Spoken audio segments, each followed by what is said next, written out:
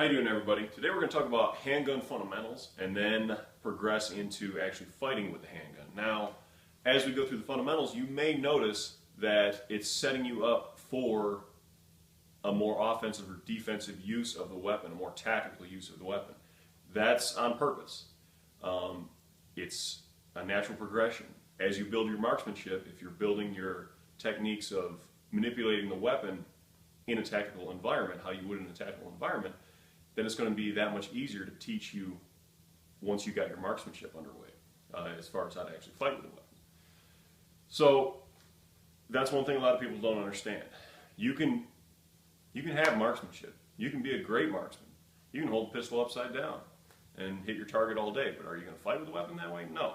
So it's a two-part process. A lot of people don't get past the marksmanship phase. Some people don't even get to the marksmanship phase. So with these techniques I'm going to show you, it's going to help you do both. So that's what my aim is. First, we're going to do some dry runs, just basically in here in my house, and later in the video we'll go outside and I'll actually demonstrate why they work. And my main focus and my main objective here is to explain the whys. Why do you do this? Why do you hold the weapon a certain way? That knowledge will increase your learning, it'll increase your ability that much quicker. So many times you'll run into people that'll be on a range, and there's a lot of people out there that'll say, do it this way because I say so, because they heard it from somebody else. They don't understand how the actual mechanics work of it. And it's not anything difficult. It's not that I'm a genius or anything like that. It's pretty simple if you understand it. But the thing is, most people are not taught it, so that's what this video is here to do. And I hope it helps you out. So let's get started. Alright, so first things first, we're going to talk about fundamentals. Now, traditionally, it's always taught that there's 7 handgun fundamentals out there. It's stance, grip, sight alignment, sight picture, breathing, trigger control, and follow through. Okay? That's going to, done all correctly, that's going to get you natural point of aim. That's our final goal, applying all these different fundamentals. Natural point of aim is the ability to actually hold that weapon on target with minimal muscle input. It's the position where the weapon will naturally come back to after you shoot. Okay? It requires minimal input. Now, it just kind of makes sense. Like, logically think about this. If you're shooting at something and you've got a strain, like say, this is just really extreme, I have to turn my torso completely around and I've got this tension on my torso trying to shoot the target, then it's just that much more effort trying to keep those sights aligned on the target. Okay? And if you shoot, it throws everything off because you've got muscles trying to pull you back a certain way. So applying these fundamentals correctly is going to provide you a stable platform to achieve that direct on, solid natural point of aim to where the weapon wants to sit naturally. So it's the natural position. Kind of makes sense. It's pretty general. So like we said, traditionally it's 7 fundamentals that are taught. Now, to better help the student, to give them a greater understanding of what we're trying to achieve as far as natural point of aim and the overall objective of being good at shooting and using the weapon, I like to add in an 8th one called presentation. I put it right after grip and right before sight alignment. And presentation is basically bringing the weapon up and how we're going to do that. So we'll get in there. But traditionally you're going to hear 7. I'm telling you 8, just for you. Okay, so let's talk about stance. So I've identified my target. Let's say for the sake of convenience, the camera is my target. Okay? I'm going to face that target. And here's my mindset.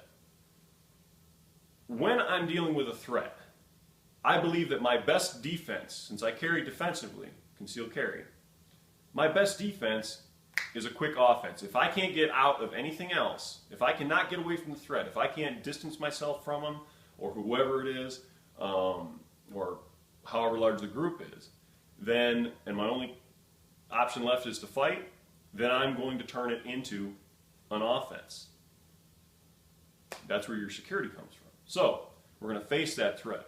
Your shoulders are going to be the same distance apart. Okay, they're not going to be favored this way, it's not going to be favored this way, none of this kind of stuff or any of that. Okay, you'll see a lot of crazy stances that people will do, and they just do it because it's like where their body kind of locks into, because they haven't built this muscle memory yet. So that's our objective. We want to build this muscle memory. So shoulders square to the target. I'm addressing that threat. Your feet, I'm right-handed, my strong leg is right. It's slightly back about 3 inches from my left. I could pan down, but you can probably get the idea. You can have it more in line with each other. It all depends on your body makeup, your weight, your height, all that kind of stuff. Whatever's comfortable for you. Whatever stance your feet, whatever position your feet will be in that allows you to move left or right, the quickest and the easiest. Think of if you're playing basketball, you're in a defensive situation, you want to go left, you want to go right. That's the kind of stance that you want to be in. So whatever's comfortable. I try to mold people like, I think that looks right, but it doesn't feel right to them. You've got to let them, you've got to find what's comfortable for you. Now don't take too much liberty with that. I'm not telling you to change the whole stance and start doing handstands or some crazy crap. Okay, we're going to stick within the fundamentals, but I'm going to give you guidelines what to go off of because everybody's different. So, my legs are in position, my shoulders are square to the target. My back is going to be slightly hunched over. Again, you want to achieve that defensive position. You can't move as fast if you're completely standing straight up, okay? You want to be down, you want to be ready. You're taking on a fight, okay? Now your head shouldn't move at all. Some people say kick your neck out like that, like E.T., and that just puts extra tension. And I don't believe in that. I believe in bringing the weapon up to you anyways. So we'll get into that. All right, so we're in our proper stance. I've identified my threat. My knees are slightly bent. My legs are slightly off center. Shoulders are square to the target. Now it's time to get your grip, draw your weapon, and then present it. So we're going to cover grip and presentation in this one step, but I do believe that presentation requires its own, it kind of takes over once you got your grip. So if I'm open carrying, if my pistol's on my hip in the open like this, okay, I usually bring my left hand up into my workspace. This is now considered my workspace, the chest area somewhere up in here, okay? And this comes in useful for doing magazine changes too. It's the same kind of concept. My right hand, my strong hand, reaches for my pistol. I get a good, firm, high grip on the actual weapon, okay? This meaty part of in between my thumb and my finger goes right there at the top. I'm not holding it low, not doing anything. Now I use a Serpa holster for open carry. I like them. You'll find a lot of negativity online. I address that in one of my other videos. I like them for tactical carry. There are better options out there, sure. I enjoy this one. So be it. You find what works for you and you train with it. That's what's key. So I go to get my weapon. Got a good firm high grip, my finger straighten off the trigger. With the Serpa, I put a gentle pressure with my straight finger and pull the pistol up. Pistol starts sliding out. Now, as it's coming out, I rotate it up and towards the actual target. As I rotate it out, my hand comes together to meet the pistol. Now, how it's going to come together, this is key. So I've got a good firm high grip on the pistol, okay? Finger straighten off the trigger. Thumb is just about up. Other fingers are along the bottom below the trigger well. My left hand, the grip I'm getting in here is essentially, if you were to stick your left hand out and you can it 45 degrees to the end of the range of motion, to the point that you have this flat area going out with your thumb pointing towards the target, towards where you want it to go. This is what you got to do. This is key. Locking this wrist out is key because this is a joint. This moves around. This will affect your natural point of aim, getting that weapon back on target, okay? A lot of times you'll see videos of people shooting automatic pistols. They won't have this locked out, and you'll see this hand actually come off because the weapon goes away and they can't control it. That's because they don't have their wrist locked out. The thumbs forward method, this is probably the most important thing you do in the thumbs forward method. Lock this wrist out, okay? So the way we bring it up to the pistol is with that wrist locked out, it comes to the left side. The fingers grip along the other fingers to the knuckle, and they lock in. Now you're not pulling, but they lock in. This is key, don't move these fingers. This thumb rests along below the slide, and your strong thumb rests on top of it, okay? Now, thumbs are forward, hence the thumbs forward method. Now, to check to make sure that you got the proper grip, you can look over top the pistol. Your trigger finger, which is straight out the trigger, should be the same distance up the barrel as your left thumb that you just put in position. Now, this grip is being acquired in your workspace. I only did this to demonstrate it. You don't want to bring it all the way out here and then do this, okay? The reason you don't do it out here is because I talked about the fingers locking into the knuckles. That's key. That comes with the presentation part, and we'll get to that in a second. So, I'm ready to draw. Hand comes up. At the same time my hand comes up, my right hand goes to my holster. Do the same thing every single time. Even if you're doing it slow, beat it into muscle memory. When my hand comes up like this, my right hand automatically goes to my pistol. That's just ingrained. It's like riding a bike. Left hand comes up in workspace, right hand grabs the pistol, depresses the button in the circle holster. That's unique to me. Pull the weapon up, rotate it out, get my grip in here. Okay? So I've got my proper grip. Now we're done with grip. We're pretty much done with grip, explaining that. Aside from, do not death grip this thing. I forgot to mention that. A lot of times people will be like squeezing on it because they want to try to control that recoil. Your grip does not come, your strength in the grip does not come from having a death grip on this thing. I have a firm grip. I don't have a weak grip. It's firm, but it's not wrenching down on the thing. So keep that in mind. So, left hand comes up, right hand pulls it out, gets the grip, extends out. Now, this extension motion, this is the presentation aspect of it. When I get my grip, my shoulders are square to the target. This is key. This is why we talked about it in the stance portion. And I extend straight out. Notice my head does not move, okay? I've got the proper grip. My fingers are still locked on my knuckles. They're not moving. Don't allow them to move. But as I present, you're going to feel a clamping motion from your palms on this grip. It's basically, it clamps the pistol together. So as I come up, I rotate out, I just feel that pressure back here clamp around the pistol grip. That's where the strength in your grip actually comes from, okay? Now, as you present, come out, you're going to feel your elbows cant slightly. Don't force it though, okay? They should do it slightly. The idea is it cants just enough to the point where I can't make my elbows bend. Notice if I fight it and I bring them back in, I can bend them, okay? And that, your recoil will take advantage of that. Recoil is going to make use of the most path of least resistance. That's where that energy is going to go. So you want to eliminate that. The idea is that energy can't go anywhere. The only thing that thing can do is the slide go back and forth, okay? As you shoot. So you present, rotate, come out. Elbows are pretty much locked. I can't move my elbows if I wanted to. And that weapon has a tight grip. It's not going to go anywhere on it. My head does not move, okay? The weapon comes up to you. Now, it looks like my shoulders, it might look like my head moves a little bit, but it's because my shoulders are rolling over as I'm pulling it out. It's just the way my body is. My head really doesn't move. I'm already in that kind of defensive stance. I'm already kind of in hunched over, like, okay, where's the threat? Come up and out. And that's your presentation aspect. All right. So you've got your presentation. The weapon is out. You're ready to line up your sights. The two fundamentals that cover this is sight alignment, sight picture. They're two separate fundamentals. However, I'm going to talk about both of them at the same time, one right after another. Now, before we get into it, a lot of times involving marksmanship with pistols and sometimes rifles, people will try to find the quick route around it. They'll find shortcuts.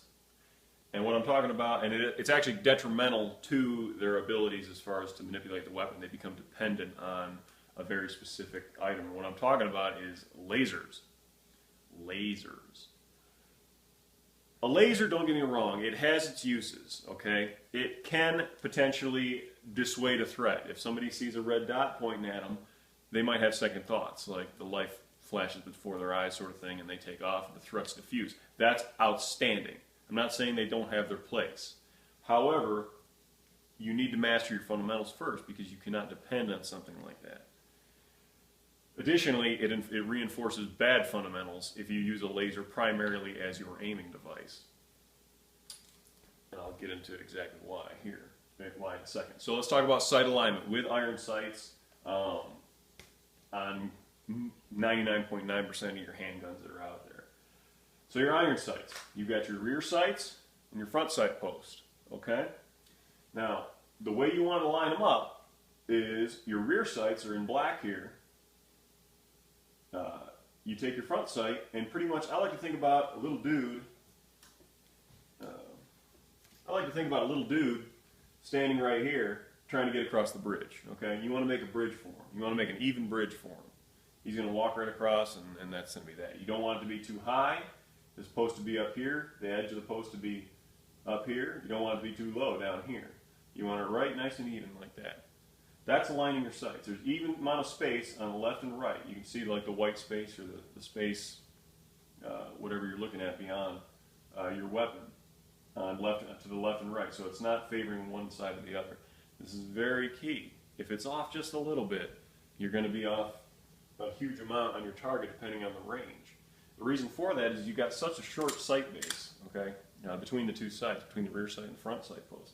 So any little movement, I'm covering inches, I'm covering feet, I'm covering who knows amount of distance very quickly with just a flick of the wrist. So pistol shooting it requires you to be a lot more meticulous. And that's why natural point of aim is so important. It allows you to hold it there steadily, and every little bit helps. So that's sight alignment. You want an even line right across. You want to make that bridge for that dude. Okay. Now where you're going to line it up, sight picture, on the actual target is you're going to take this edge and you're going to cut it in half. Okay. If you want to hit dead center right there, you're going to cut that thing in half. Now, pistols are generally only good for, I say 25 yards, some people will say 50 yards. I look at it from a defensive situation. If I pull a pistol on somebody at 50 yards, unless he's just laying waste to people, and I've got to put him down now, you start slinging rounds at 50 yards, that's kind of a challenge for most people. You really got to take your time. And if you miss and you sling around past a guy and you hit somebody else, you're responsible for that round. So I generally don't tell people if they're carrying defensively to, I don't want to say don't practice at 50 yards, by all means challenge yourself. However, you can get yourself in a lot of legal trouble depending on how bloodthirsty the lawyers are or the courts are to hammer you, depending on what state you live in. There's so many factors that go into it. You want to set yourself up for success, and you've got to be smart about carrying defensively. So if you start laying waste from 50 yards, 100 yards, or whatever with a pistol at somebody, they're going to view you as reckless, okay? So that being said, some people will argue, well, you need to compensate for the drop in the pistol round and stuff like that. No, it doesn't quite work that way. These 40 Smith & Wessons with a Glock 22 at 100 yards only has about a 3 or 4 inch drop in trajectory. Now, it's different for each pistol. So that being said, know your pistol. Know your caliber. Know exactly what your trajectory is. It's a responsible action. You have to have responsibility when owning firearms or carrying them defensively. You can't just get the permit and be like, well, I'm a ninja. I can take on any threat. You're dangerous. You have to make a commitment to understanding how and knowing how to use that weapon, knowing the capabilities of that weapon. Okay? But 25 yards and in, generally, you should be able to aim center mass, and you're only going to be, you might be off a centimeter here and there, an inch, whatever, as far as drop goes, depending on what caliber you got. So aim for center mass. Don't worry about trying to lollipop it and putting the front sight post down there. I mean, you want to just put your front sight post right there. Okay? Now, that being said, when you're putting your front sight post on the target, what are you staring at? Are you staring at the target, or are you staring at your front sight post? A lot of people think they got to stare at the target because they get so focused on it. In times of stress, they get even more focused on it because you get tunnel vision. Your body starts doing all kinds of crazy things. Blood gets redirected to vital organs. It does have some crazy effects on your body. These are things that you have to fight through. These are things that you will not see on the range, that you will not experience on the range. On the range, everybody's having fun. Okay, yeah, this is wonderful. Start slinging rounds back, start having rounds coming back at you. Your whole demeanor kind of changes, okay? Your stress increases, your adrenaline starts pumping, your environment changes, okay? You'll get tunnel vision, and it's really easy to want to stare at that target. Stare at that front sight post, though. Stare at that front sight post, center in the blurry target, and let your shots go and proceed on to breathing and trigger control. Now, one of the things that I'd like to point out is if you stare at your front sight post, what happens? Okay, what exactly happens? Let's just draw it out here. Okay, if I'm staring at the front sight post, it's completely clear, right? Go ahead and hold your pistol out, take a look at it, stare at your front sight post. Now, point it at like your wall or like a light switch or something across the room, and put it in front of, let's just, I don't know, there's some kind of target out there. Stare at that target while looking through your sights. What happens to your front sight post? It gets blurry, right? So where is the edge of your weapon now perceived? It's perceived down here because of that that blurred line. And depending on how stressed you are, you might not know to compensate for it, so why not set yourself up for success, okay? You don't really need to see the details of what this dude is. Obviously identify your threat, but once you identified him as a threat, it's like, okay, and I'm pulling it. Now, 25 yards, you're not going to lose complete focus of what he's doing or anything like that. So don't think that it's going to cause you to not see something. These are milliseconds that are going on. Myself, I actually look at my target, look at my iron sights, confirm the target. When I'm ready to shoot, I finalize on that front sight post, make the front sight post clear, and then pull the trigger. But if you get that blurry line and your solid line is now perceived to be lower, well, guess what you're going to do? You're going to raise that weapon a little bit. So you're going to shoot high. Now, this is one of the things that actually third world nations and a lot of the places we go into, and we start shooting, you'll notice a lot of guys who've been in combat, they'll talk about, you'll be in a firefight and the rounds are always going high. And over lengths of distance, or over great distances, they'll just get even higher. I mean, it's multiplied. So that's what we generally found a lot, is you hear a lot of stuff flying overhead rather than kicking up in the dirt around you. That's just my personal experience. It seems to be common for a lot of other guys too. And the reason is a lot of these third world nations don't train their guys in how to shoot. I've seen all kinds of marksmanship, just anomalies or this crazy thought processes that are completely wrong that are being applied to some of these guys, not by us, but by their own people. So focus on that front sight post, cut the blurry target in half, verify your target. I'm not saying just lock in on your pistol and go cross-eyed. Verify your target, obviously. Make sure you know exactly what you're shooting at. But when you're ready to shoot, when the time comes to start pulling that trigger and start going on with the additional processes, make sure this is completely clear. You're keeping this completely clear. Now, I talked about lasers at the beginning. This is why I don't like lasers. We're staring at the front sight post, right? We're conditioning our mind to stare at that front sight post when we're ready to take that shot. But what are you doing if you're using a laser? You're staring at the target. So you're going against the fundamentals. If that battery fails and you got to use your iron sights, you're not going to use those fundamentals. You're going to be used to staring at the target because you've been staring at the laser. So that's something to think about. Lasers are fine. Go ahead and get them. I don't personally like them. However, if you want to carry one and you think it might be a last ditch, hey, this is your last chance, buddy, and you put a laser dot on them, hey, it might dissuade them. You never know. You might reduce the threat right there. No shots fired and you're the hero. So that's up to you. But whatever you use, the fundamentals are the baseline. The fundamentals are the foundation. Okay? Everything else is an accessory. And it needs to be treated as such. So, we've presented our weapon. Okay? We've got it out. We've lined up our sights. Sights are all aligned. Now what? Okay, now we're continually breathing. Breathing is a big part. You're doing breathing the whole time. I hope you are. I hope you're not waiting until you get everything out to start actually breathing.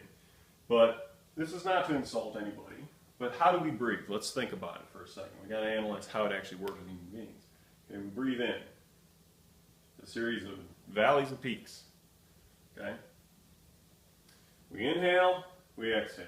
We inhale, we exhale. Now, there's a little bit of a difference between the inhale and exhale. When we get to our exhales, we kind of hang out for 2-3 seconds, okay? It's called a natural respiratory pause. Now, this is under normal conditions. It becomes more difficult when you're actually running around. And it may be sacrificed, and consequentially, your accuracy might be second. Your accuracy and shot groups might be affected a little bit. It's the way it goes, though. We can't just, stand around and wait for threats all day. So sometimes we have to be on the move. But in a perfect environment, working your fundamentals, we're going to wait for a natural respiratory pause. It's 2 to 3 seconds. So when I'm got the weapon out and I'm lined up on my target, when I breathe in, what happens? The pistol rises. Now I'm exaggerating it just a little bit, but it happens. So when it rises, it comes back down. Now when it comes back down and I get to that 2 to 3 second pause where I'm not breathing in again yet, all my air's out, I'm just hanging out, where that weapon sits should be your natural point of aim. Okay? That should be your natural point of aim. That's where the weapon naturally wants to sit at. Okay? Now if it isn't, if it's like coming off to the right or something like that, don't muscle it. Don't muscle it with your hands or anything like that. Move your whole body. Move your whole body. Get your stance right. Okay? Because the idea is you don't want to put any additional muscle tension on it. So we extend out. It's breathing. It's up and down.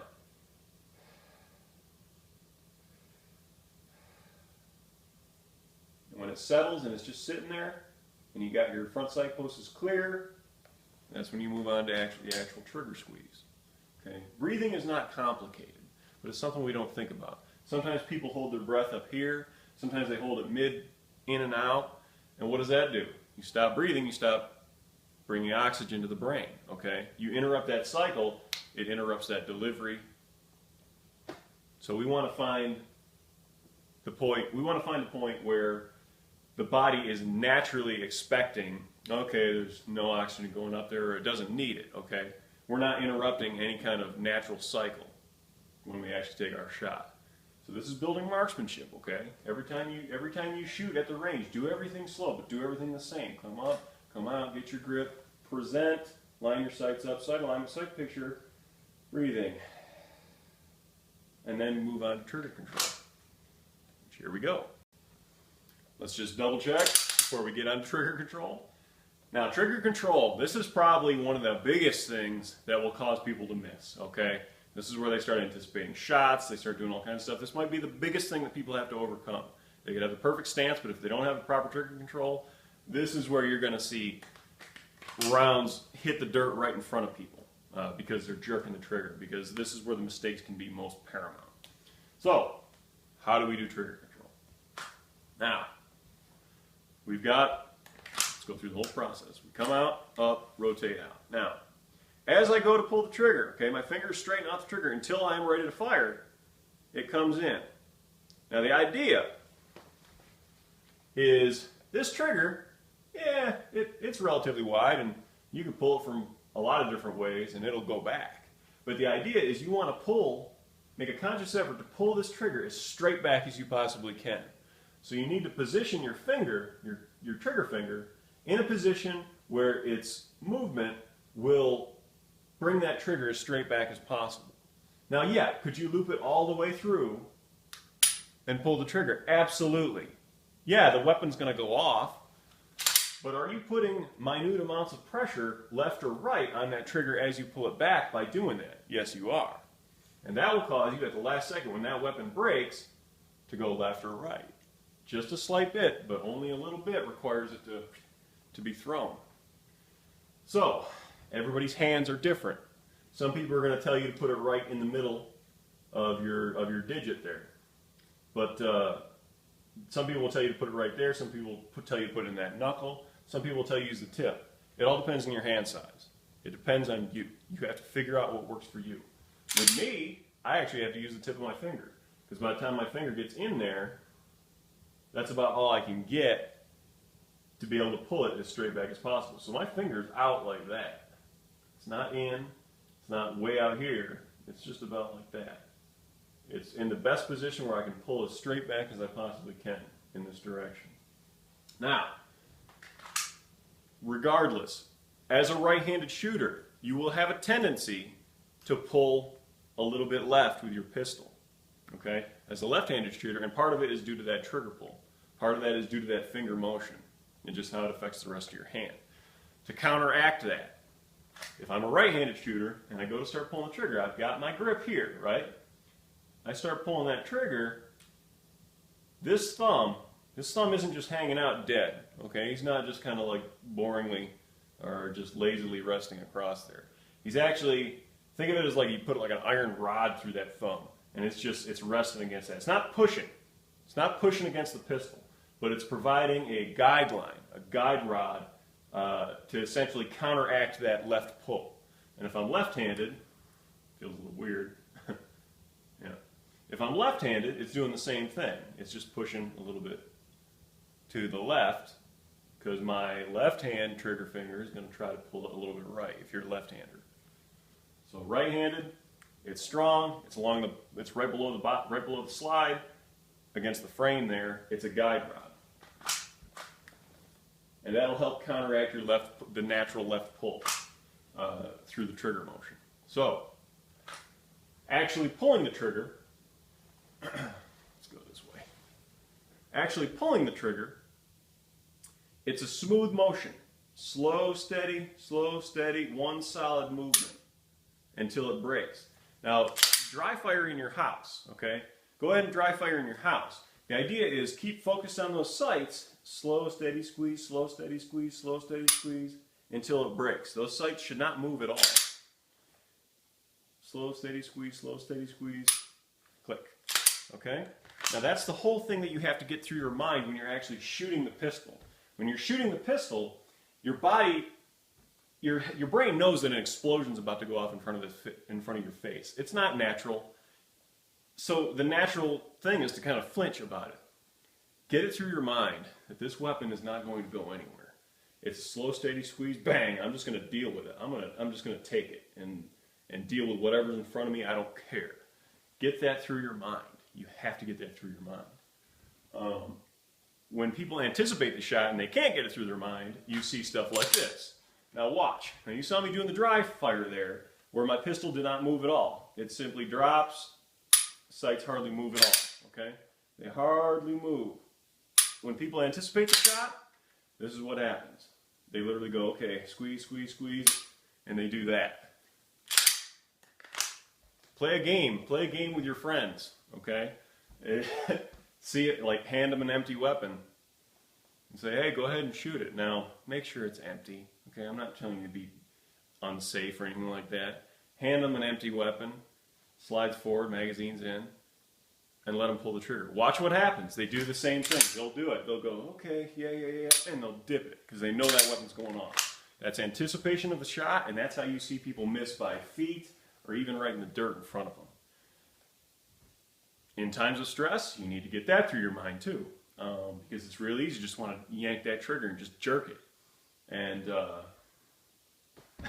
and it just causes all kinds of problems for your accuracy. So, trigger control, it's a slow, steady squeeze. It's a constant movement. One, boom. I'm waiting on my breathing. Okay. Slow, steady squeeze. And if the shot's not there during your breathing, if you can't pull the trigger back fast enough, and you start holding your breath, stop the whole cycle. Stop the whole cycle. Go, okay. Okay. Stop. Start the whole cycle over again. And present out.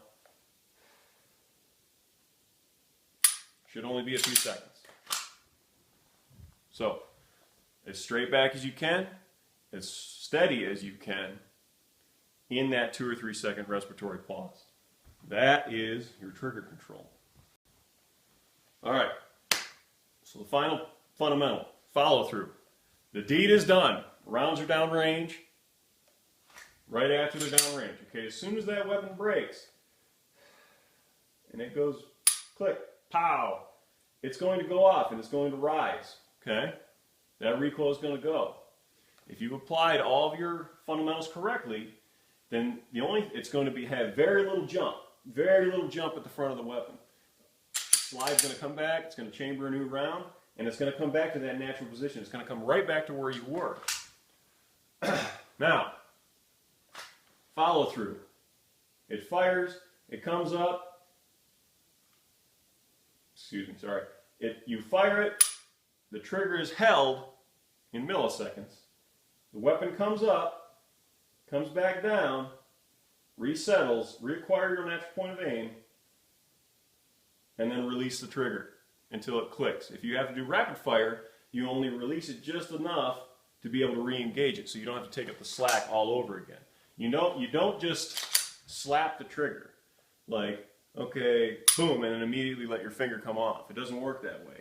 You want to actually follow through. You might have to make other shots, so why go through all those steps again if you can just take off just enough pressure to let your sights resettle to where in milliseconds you're like, I got to shoot again, bang, and let another one go, another accurate shot. It makes more sense. So follow through is very important. Weapon goes off, hold it back. Now I'm going to simulate it here. Slide goes forward, chambers moving around, it comes back down, I reacquire my natural point of aim. As you let go, you hear that click, that's the trigger resetting. So if I got to shoot again, it's right there. Follow through is very important for follow-on shots. This is very important for fighting with the weapon. You don't want, milliseconds will kill you. So you want to set yourself up for success and put yourself in the best situation you can, given the circumstances. So that being said, those are your 8 fundamentals that I like to teach. Now let's go out to the range, and I'll shoot a little bit, and you can kind of see it in action. You can kind of see how much the weapon will jump in my hands, how little it'll jump, and I'll show you a few little tricks that demonstrate natural point of aim. All right, my little targets are about 15 yards. I'm talking about the ones in the post. Big guy beyond, he's about 30. That's what we're going to focus on. I'll do the close-up ones first. Just slow repetition through all the different steps. So, got my target. Get in my defensive stance, okay? Kind of on uneven ground here, so it's kind of hard. But shoulders are square to the target, my feet are slightly canted, knees are slightly bent. Hand comes up, right hand pulls the pistol out, rotates out, get my grip, extend out. I feel the clamping motion, presentation is complete. Breathe up and down. Natural respiratory pause, slow, steady squeeze. If I have to continue to shoot, then I do so. Once I'm done shooting, bring it in, assess the situation around me, make sure there's no more additional threats, reholster. Pretty straightforward.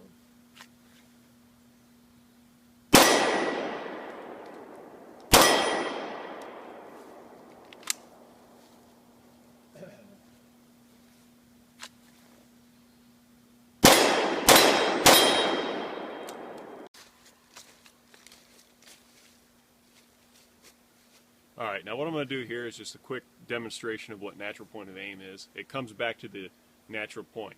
Now what I'm going to do is I'm going to present to it, I'm going to look away and start shooting. And you'll see it, yeah, they're not going to be as accurate, but they're going to be relatively on target. So they'll be in the vicinity. It comes back to its general area. That's the idea of natural point of aim.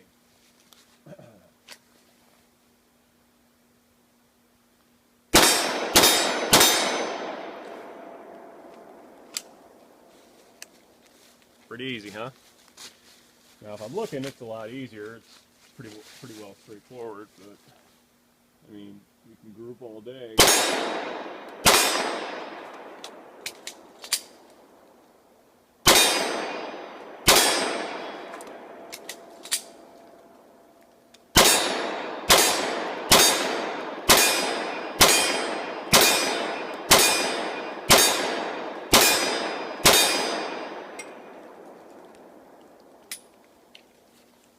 See that jump? I jerked it a little bit on that last trigger pull, but luckily there were no bullets in it. That last string of fire, I did a couple mag changes. I had a few extra rounds, a couple mags, and I just went through them. You couldn't really see it from the point of view, but essentially, the mag change aspect of it. Remember how I said bring your hand up in your workspace? Okay, I said that was going to apply. We'll just talk through it here. Make sure it's empty.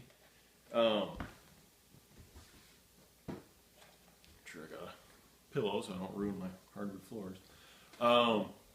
When I go to do a mag change, okay, you always want to set your kit up so you're pulling your magazines. If you're right-handed, you're pulling your magazines from your left side.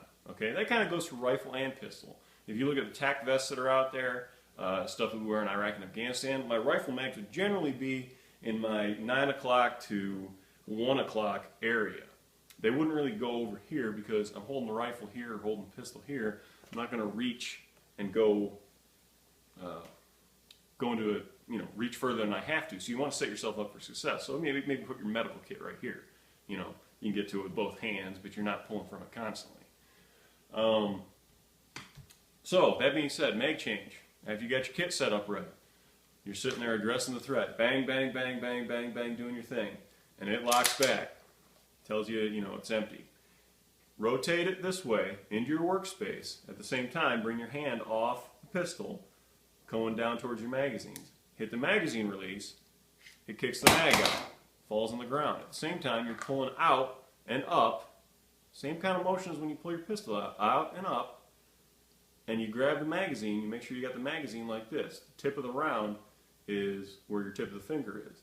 It's directly in front of your face, and you guide it in and slap it up. And then you can rotate out and continue on. Now some people teach hitting the slide to release it.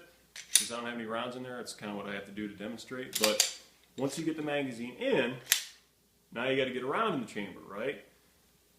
You can either train yourself to find that little lever or reach over using big movements, because your hand is a big movement, it's a big motor skill. Grab that slide and let it go forward and then extend out. The benefit to doing the big movement is you ain't going to miss it. In times of stress, like I said, blood redirects in your body, it goes to different places, your body starts taking on different different things start happening than normal. Your fine motor skills are one of those things that might deteriorate, that can deteriorate and will deteriorate, and it may actually give you a hard time finding this little slide release. So, consider using big movements. So put it in, grab it, let it go forward, and then extend out. Re-get your grip, or reconfirm your grip with the weapon. So it's one. As you're bringing the pistol up, you can be reaching for the magazine. It doesn't have to be in steps, okay? So it can be bang, bang, bang. Oh, I'm out, up and in. It keeps locking back because I don't have any rounds in there. I have to in order to simulate it, I have to hit the slide release and then do the big movement to show you. But in reality, I just hit the big movement. I just hit the big slide. So, bang, bang, bang, bang, bang. And there it is. Pretty easy. But that's why you try to minimize the number of things that you do. If your hand's always doing this, then it's easier to do multiple things. It's not unnatural to come down and get a magazine and come back up here and do everything in here. The idea of bringing it up in here is you can still look at your target, because you don't want to be messing around with your pistol doing this kind of stuff and he's moving around and all of a sudden you look up and he's gone. He's somewhere else and he's shooting at you from the flank. So it's to maintain situational awareness. Kind of like, and if you got to, you can look down and see what you're doing, but you still keep them in peripheral view. Kind of like why you put a GPS right there in front of you on a car and not back over here. So you're not looking away from your what's really important. So that's your mag change. That's the idea behind mag changes. And you can kind of see how the fundamentals apply with being able to fight with a weapon. Magazine changes are part of fighting. So that's one thing I wanted to cover. I didn't really get into it out there. You could kind of see me doing it in that last string of fire. And it comes with time. It's something you can do in your house. Stand over your bed so it's not banging up your floor, and drop your magazines and just go through the motions. You can do a lot of training without actually firing rounds. So I encourage dry fire, I encourage magazine changes, train. You don't have to just be going live fire. Marksmanship is just one part of it. You have to learn how to be able to fight with the actual weapon too. So that's what I wanted to cover with that. I think that's all I got.